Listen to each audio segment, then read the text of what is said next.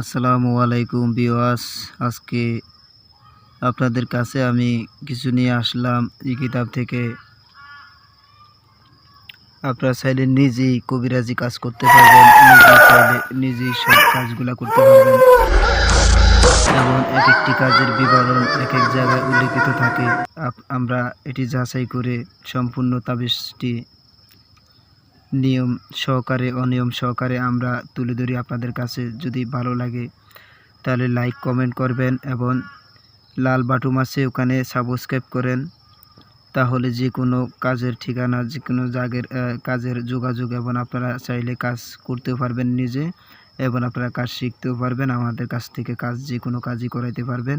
স্বামী স্ত্রী বশীকরণ, স্বামী স্ত্রী বশ করা, স্বামীকে আয়াতের ভিতরে আনা, স্ত্রীকে আয়াতের ভিতরে আনা, যে কোনো মানুষকে বাধ্য করা, কুফরি কাজে আপনারা কুফরি কাজও শিখতে পারবেন এবং যে কোনো কিতাবের জন্য আপনারা যোগাযোগ করে কিতাবও নিতে পারবেন। যাই হোক ভিউয়ার্স, ভিডিওটি আপনারা দেখেন, কথাগুলো মনোযোগ সহকারে আপনারা শোনেন। অনেক সময় দেখা যায় যে স্বামী স্ত্রীর ভিতরে বিচ্ছেদ হয় বা স্বামী বদমেজাজি থাকে, গাঁজা মদ ওই সেই বকস্বকর পান করে এসে মারধর করে এবং ক্ষতি করে এবং স্ত্রীকে স্বামী দেখতে পারে না, স্বামী স্ত্রীকে দেখতে পারে না। ওরকম ওই রোগীর জন্য আপনার এই তাবিজটি আপনার এইভাবে করতে হবে, তাহলে আপনার স্বামী আপনার উপরে অনুগত হবে। এইভাবে কাজ করলে আল্লাহর রহমতে কাজটা হয়ে যাবে। যাই হোক, আমি নিয়ম কারণ বলতেছি, তাহলে আপনারা শুনেন। স্ত্রীর উপর স্বামী নারাজ থাকিলে অথবা স্ত্রী স্বামীর উপর নারাজ হইলে নারাজ স্বামী অথবা অবাধ্য স্ত্রীর ব্যবহারের একখণ্ড কাপড়ের উপরে নিম্নলিখিত নকশাটি শনিবার আসরের নামাজের পর দেশি কালি দ্বারা, যে কোনো কালি দ্বারা অর্থাৎ যে কোনো কালি দ্বারা লিখিয়া ইহার দ্বারা একটি বাতি প্রস্তুত করিবে। তারপর কালো গাভীর ঘি দ্বারা উক্ত বাতিটি জ্বালাইবে। খোদার ইচ্ছায় নারাজ স্বামী রাজি হইয়া এবং স্ত্রী রাজি স্বামীর অনুগত হইবে। যাই হোক ভিউয়ার্স, এই কাজটি করতে হইলে আপনার প্রথমে নিতে হবে কালো গাভীর ঘি নিতে হবে। তারপরে যে কোনো কাগজেও লিখতে পারবেন বা আপনার ওই স্বামী স্ত্রী উভয় দুইজনের কাপড়ের মাঝখানে এই নকশাটি লিখতে হইব। স্বামী স্ত্রী দুইজনের মাঝে আপনার এটি মিল মহব্বত করার জন্য এবং অন্য কুমারী মেয়েকেও এটি দিয়ে আপনি আনতে পারবেন। খুব শক্তিশালী নকশা। আপনার এটি নাজায়েজ নকশা, কুফরি নকশা।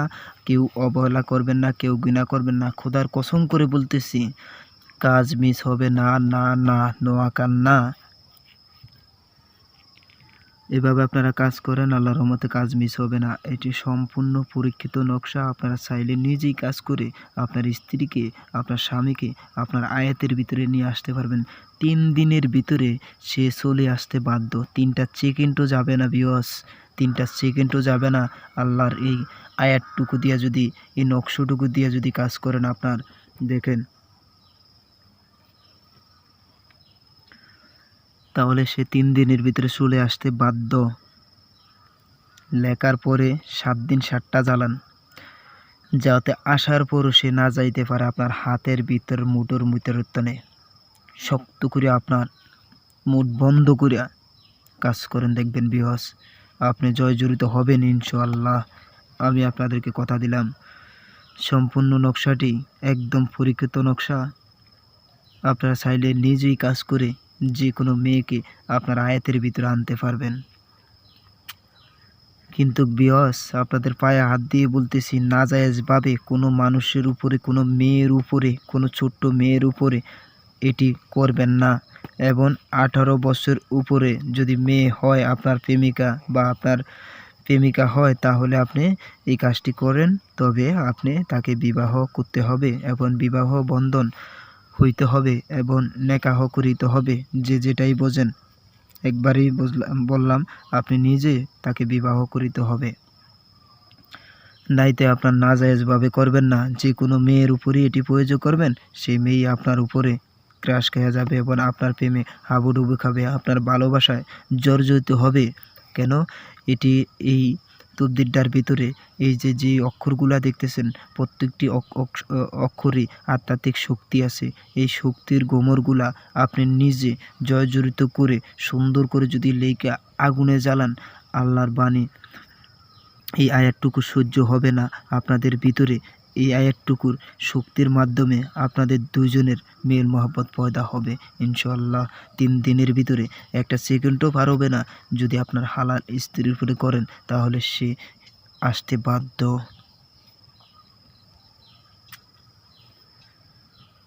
আসার পরে বিয়স আপনি এটিকে জাকাত দিতে হবে।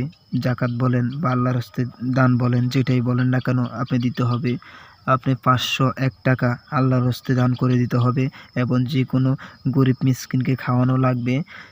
আরেকটা কথা স্মরণ রাখবেন, কোনো মানুষের উপরে প্রয়োগ করে অযথা কোনো মানুষকে নষ্ট করবেন না এবং কোনো মেয়েকে ক্ষতি করবেন না। এটি দিয়ে ক্ষতির অর্থাৎ হলো ওই মেয়েটাকে আপনি এটা করছেন, সে আইসা গেল আর আপনি তাকে গায়ে হাত দিয়েছেন বা খারাপ কাজে জর্জরিত করছেন, তাকে ক্ষতি করছেন, এটাই হলো খারাপ, আর কিছু না। এটা দিয়ে তার মারার কোনো কিছু না, বা তাকে মারতে পারবেন না, বা তাকে কাটতে পারবেন না, বা তাকে কিছু করতে পারবেন না, হয়তো তাকে ভোগ করতে পারবেন আপনি। এতটুকুই খারাপ, এতটুকুই।